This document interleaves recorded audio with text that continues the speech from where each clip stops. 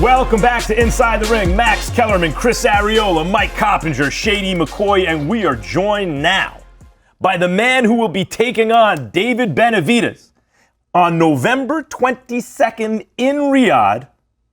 Guy who gives everybody all they can handle at least, and some guys a lot more than they can, Anthony Yarde. Welcome to the show. How are you? How's everyone? Good. More importantly, how are you? How are you feeling? I'm fantastic. I'm excited for the big occasion coming up. It's a fantastic show. Fantastic fights on the show, especially my fight. So I'm excited for it. You said you want to shoot out with Benavidez, and you always put on a good show, Anthony, but you did seem to gas a little late in the Benavidez fight, for example. When you say you want a shootout, does that mean you're trying to end it early? How have you prepared differently so that if it is late in the fight, you're still shooting it out? I feel like, again, a lot of my career has been experience, so if you look at my amateur career, I had 12 amateur fights. I jumped into the professional game, and I made a name for myself very quick. I'm a person, it's like I'm doing an apprenticeship in front of the world. I'm gaining experience on big stages, taking on champions that people are avoiding. And I feel like, just my opinion, I've been better each time. So with the Kovalev fight, I went out to Russia. Everyone was telling me, you're crazy, don't do that. But I done it. And then I had the Benavidez fight. This is a guy that everyone was calling again a monster. No one wanted to fight him. 18 fights, 18 wins, 18 knockouts. I fought him and I gave him his hardest fight at that point in time. So I can only take my experience that I'm getting in a positive way. And I just feel like I'll fight anybody. And each time I'm fighting these people, I'm getting better. And I personally feel like I want to beat David Benavidez. It's going to be a big upset. And at the end of the day, the crowd are going to be in for a treat because the way both of us fight, you're guaranteed a good fight.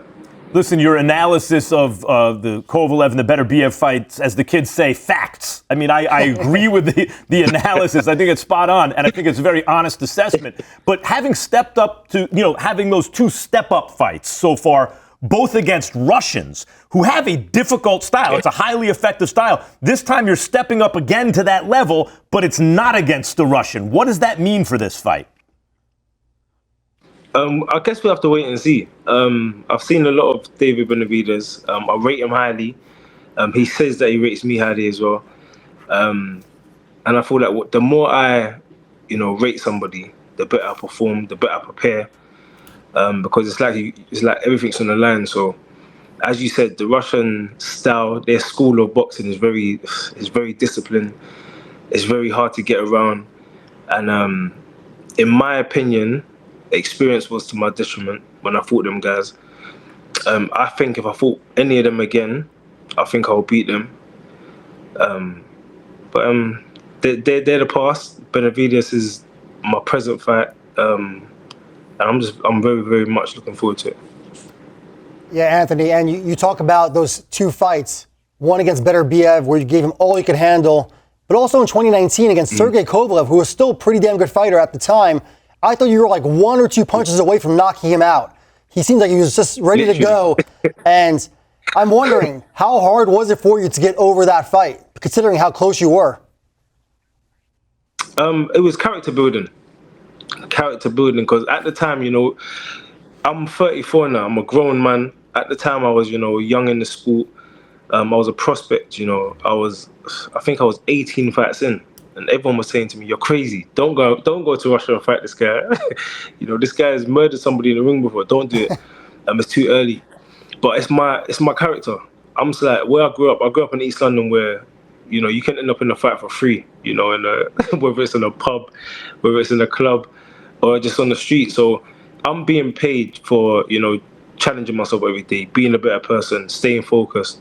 All it is that I'm fighting in front of the world, which I enjoy. And I'm giving a better account of myself each time. At the time, it felt like a lot, because, you never want to lose a fight. But there's some people who see Floyd Mayweather's career and they're like, nah, you don't know how he's going to you don't know who he is really because he never took a loss. And then you got some people that, love Muhammad Ali. They're saying, yeah, he took a loss, he bounced back. It shows the true character of a champion. Me personally, I don't think you're meant to lose. A perfect career is when you're undefeated. But everyone's journey is different. My journey consisted of me having to lose to learn. And I can look in the mirror and say that at least I know myself. I know myself. I know how I'm going to react in certain situations. And I know that when I actually say lions in the camp, I've actually got the heart of a lion, so I can live with that. Anthony, most people can't say that they've hurt Arthur Benavidez, but you have, right? Now, on this show, yes. I'm the money man, okay? And I like to make my bets. Come on. Now, you are a huge underdog for this fight. What can you tell the betting public why this fight is going to go in your favor? Do you know, I'm a realist. On paper, I should be a heavy underdog. Okay. He's been world champion. And these are the things that keep me thriving. I don't want to go in there and say, I've got the power to knock him out. I can do this, I can do that. I want to be in that situation where it's like a dog. I need to come out of this. I need to get out of this. I feel like that's when you get the best performances out of me. But I think people that have watched my career, they know I can hit. After I fought Beterbiev, he said I'm up next. After I fought Kovalev, he said I'm up next as well. But again, Mexicans, their styles are very, very different. Mm-hmm. They're very, very different. And David Benavidez has been, you can call it almost perfect so far. And these are the things that make me thrive. I'll just be real with you. I don't want trying to persuade the public or anything like that. The public that will watch me fight before, they know they're going to see a good fight. But I'm going to be the underdog, and I just want everyone to tune in. Tune in. That's what I'm going to say about that.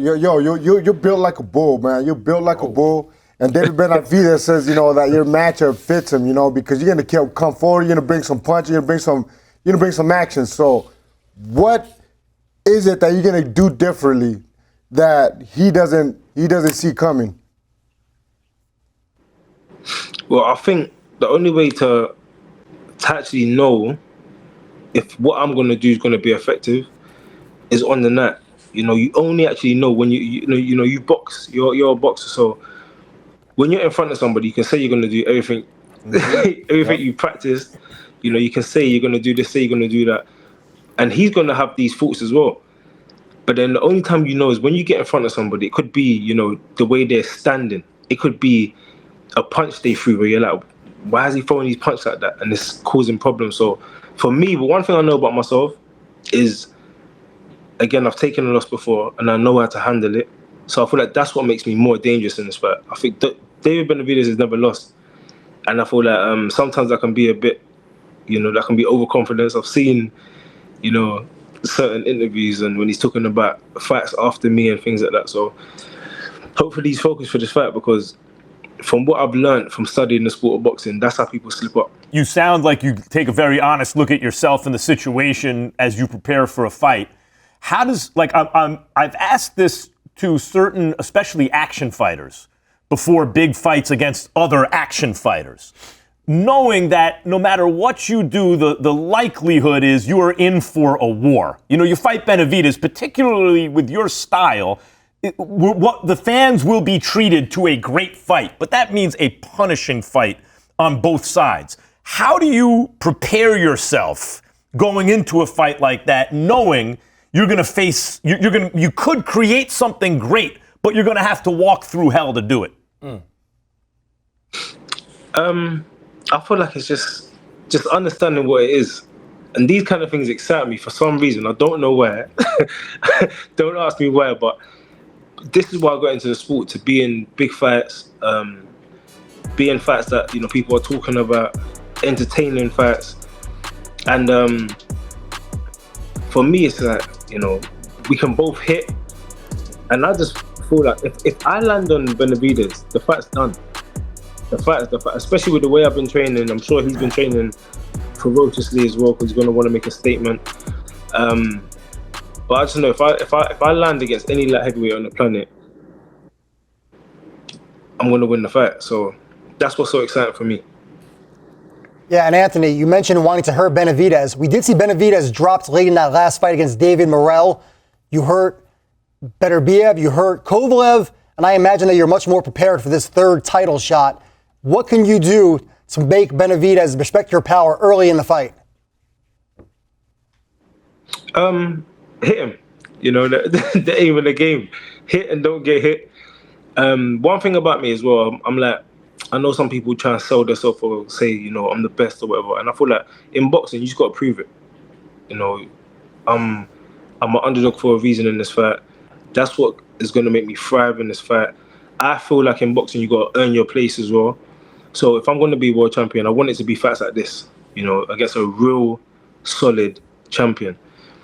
And I feel like, again, if you look at destiny, if you look at life and they say, you know, all the sayings, you know, free is a charm and all these kind of things, whether you're believing in that kind of storyline, I just honestly feel there's something within me that feels that this was the fight that was put on my plate for a reason.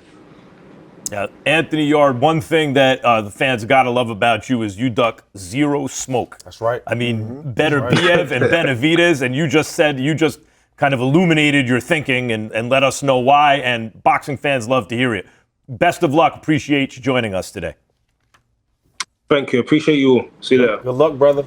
Anthony Yarde headlines the Ring 4 along with David Benavidez on November 22nd in Riyadh on DAZN pay-per-view. This card is stacked. Haney Norman, Abdullah Mason, and Sam Noakes. By the way, that's probably the worst fight on the card. It's an excellent matchup for a young prospect. And then you have Bam Rodriguez against Fernando Martinez. Like, this card is absurdly good.